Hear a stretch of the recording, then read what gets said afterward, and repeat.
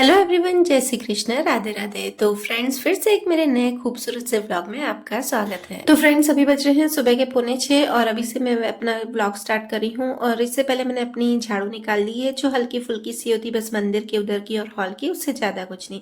और बस अब मैं अपने लड्डू मक्खन को उठाऊंगी। तो सबसे पहले एक कमेंट लेती हूँ और साथ साथ में मैं अपना रूटीन भी शेयर करती जा रही हूँ।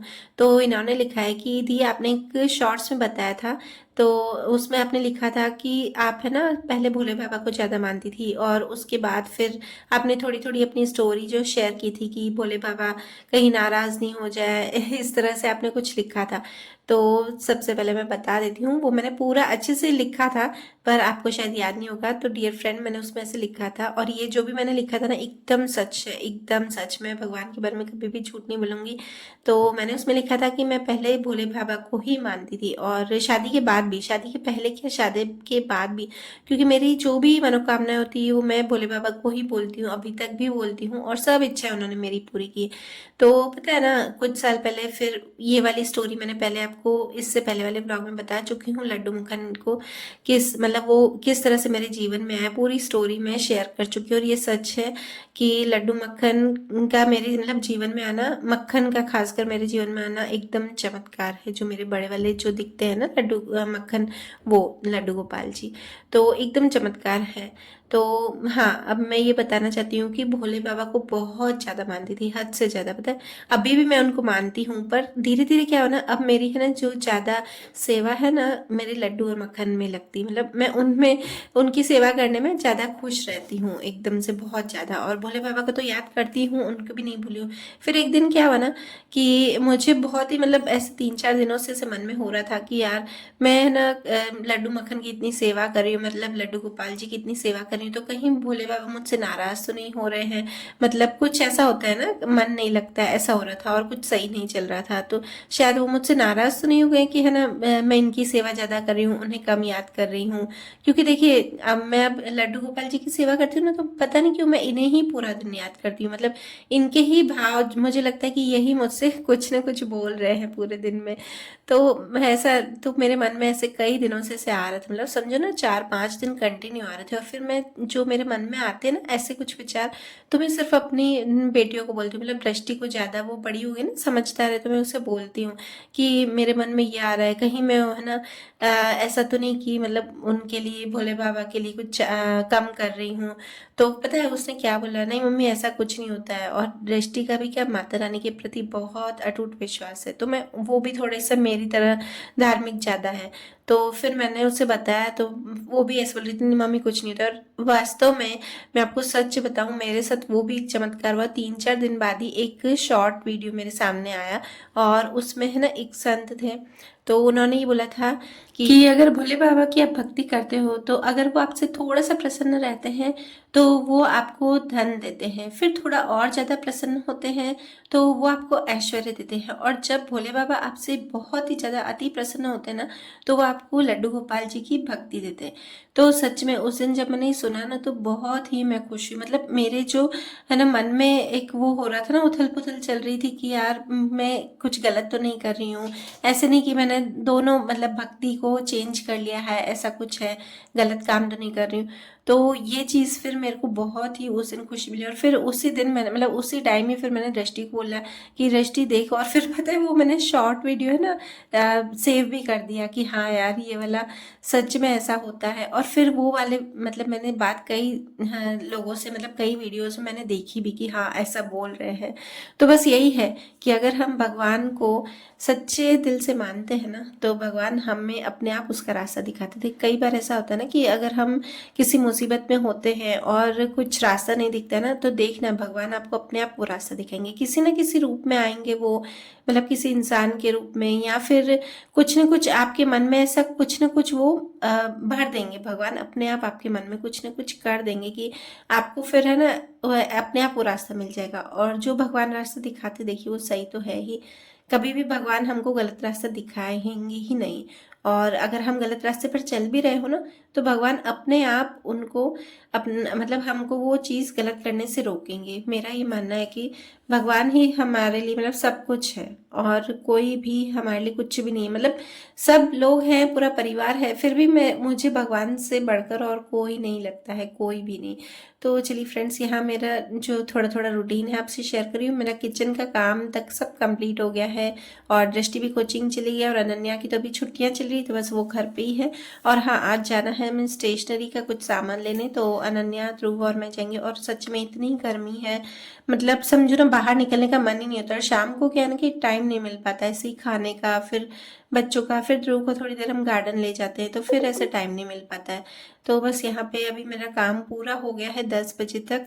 और अब मैं सबसे पहले मंदिर जा रही हूँ भोले बाबा के, जो आपको बोलती हूँ मैं, उनको तो मैं कभी नहीं बोलती हूँ। मतलब समझो ना, ये मेरा नियम है ना, शादी के पहले का है। शादी के पहले भी समझो 5-6 साल पहले, शादी के भी 5-6 साल पहले का नियम है कि भोले बाबा के मंदिर में जाना नहीं छोड़ती हूँ। हालांकि घर पे भी मेरे पास शिवलिंग है, छोटा सा स्टफिक शिवलिंग होता है ना, जो ट्रांसपेरेंट होता है, वो है। और शादी के पहले भी छोटा सा एक शिवलिंग था मेरे पास। तो मतलब मैं शिवलिंग की तो समझो हमेशा से ही पूजा करती आ रही हूँ। तो अभी भी उनके प्रति तो मेरा अटूट विश्वास है, मैं कभी भी नहीं भूल सकती हूँ शिव भगवान को। और सच में तो सारे भगवान एक जैसे होते हैं, कोई भी अलग भगवान नहीं होता है, सब में विश्वास करना चाहिए। पर फिर भी एक ऐसा होता है ना कि हम किसी एक भगवान की भक्ति कर सकते हैं, क्योंकि हमें कुछ भी मांगना हो तो हम अलग अलग भगवान से, देखना कोई भी नहीं मांगेगा, सब एक ही भगवान से भक्ति करेंगे। और मैं अपने बच्चों को भी यही सिखाती हूँ कि सबसे ज्यादा आप भगवान पे विश्वास रखिए, क्योंकि भगवान के अलावा कुछ भी नहीं है। मैं तो भाई, कुछ भी होता है ना, अगर मेरे पास मतलब मुझे कुछ दुख होता है, कुछ किसी से मैं कह नहीं पाती हूँ, मैं सामने, मेरी आदत है कि मैं ना किसी और के सामने कुछ नहीं कह पाऊंगी, या फिर मुझे रोना भी आएगा ना तो मैं किसी के सामने नहीं रोती हूँ। मैं ना एकदम स्ट्रांग बन के चलती हूँ कि हाँ, ये नहीं है, मुझे कुछ भी दुख नहीं है ऐसे। और जब मैं फिर अकेली बैठती हूँ ना, तो फिर मुझे भगवान के सामने ही रोना आता है, पता नहीं क्यों। हाँ, पहले मैं ऐसी थी कि लोगों के सामने रो देती थी, पर पता है ऐसा होता है ना कि लोगों के सामने रोने से कुछ नहीं होता है।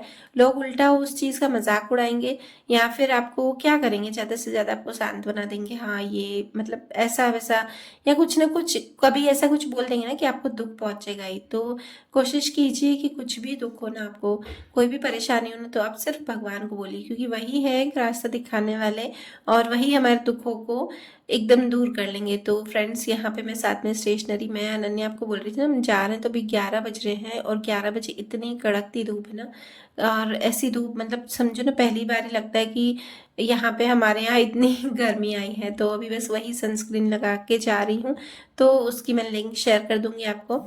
और साथ ही साथ बस वहाँ पे जो भी लेना है ले आएंगे। और ये आपको रूम का दिखा रही हूँ, तो रूम मैंने एकदम क्लीन कर दिया है। हॉल तो मैंने सुबह ही कर दिया था, और रूम कर दिया है। और हाँ, बच्चों का रूम है वो अनन्या करती है आजकल, उसकी है ना छुट्टियाँ है ना, तो मैंने उसको सौंप दिया है कि बच्चों का रूम तुझे ही, मतलब बच्चों का मतलब दृष्टि अनन्या का रूम तुझे ही करना है। ध्रुव तो खैर हमारे ही रूम में रहता है।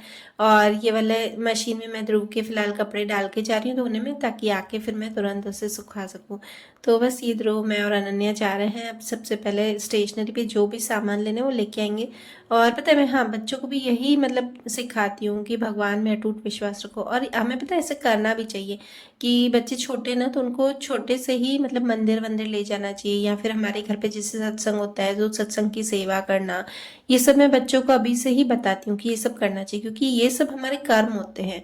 और जैसे जैसे हम बच्चों को अभी से सिखाएंगे ना, तो उनको आदत पड़ जाएगी। बच्चों को कैसे ना हम बचपन से ही सिखाते हैं ABCD बोलना, ये सब करना, तो बस ये चीज़ें भी हमें बचपन से ही करनी चाहिए, ताकि उनको हैबिट पड़ जाए ये चीज़ें करने की। और कुछ लोग होते हैं जो बोलते हैं कि अभी से ही क्या ये सब करना, पूजा पाठ ये सब, कुछ लोगों की हैबिट होती है। मैंने कई लोगों से सुना है, ऐसे बोलते हैं कि अभी से ही क्या बच्चों को ये सिखाना, जबकि बच्चों को बचपन से ही मुझे लगता है ये सब आदत होनी चाहिए। तो फ्रेंड्स, हम आ गए हैं कलर्स लेके, दे मम्मा को दे दे। कलर्स लेके आ गए हैं। और इतनी धूप थी ना, हमको लगभग आधा घंटा हो गया, क्योंकि पास वाली स्टेशनरी बंद थी, ये भी थोड़े दिन के लिए, 10-12 दिन के लिए बंद है। तो हम दूर स्टेशनरी पे गए थे, और इतनी धूप थी ना। पर ये सनस्क्रीन ना बहुत ही अच्छी है, और ये है SPF 25 की, तो आपको ये फेस को ज़्यादा नुकसान भी नहीं पहुँचेगी। ये इसको आपको अगर परचेज़ करना है तो मेरे डिस्क्रिप्शन बॉक्स में इसकी जो लिंक है उस पर आप जाके और वहाँ से ले सकते हैं। और इसका भी प्रोडक्ट मैं यहाँ पर टैग कर दूँगी, तो आप उसमें भी जाके आप टैप करेंगे तो वहाँ से भी आप डायरेक्ट जाकर परचेस कर सकते हैं, और नहीं तो फिर आप डिस्क्रिप्शन बॉक्स में भी मैं इसकी लिंक जो है वो दे दूँगी, तो आप उससे भी परचेस कर सकते हैं। तो लास्ट वाले वीडियो में मैंने आपको जो दिखाया था हॉल में मैंने यहाँ पर हैंग किया था, वही बस अनन्या बना रही है। और ये वाली क्लिप अभी की नहीं है, ये वाली क्लिप बहुत दिन पहले की, जब हम बना रहे थे। मतलब मैंने सिर्फ कार्डबोर्ड ही किए थे कट, और इसने बाकी पूरा कलर्स, और ये हम मिट्टी भी जब पहले ही ले आए थे, मतलब रेती है ना जो समुद्र के पास की ऐसे जो बिल्डिंग्स बनती है उसके पास में से, और ये शेल्स ये सब, तो बस ये वाली चीज़ों से बनाया, और इतना अच्छा बना था। आपको लुक मैंने पूरा दिखा चुकी लास्ट वीडियो में।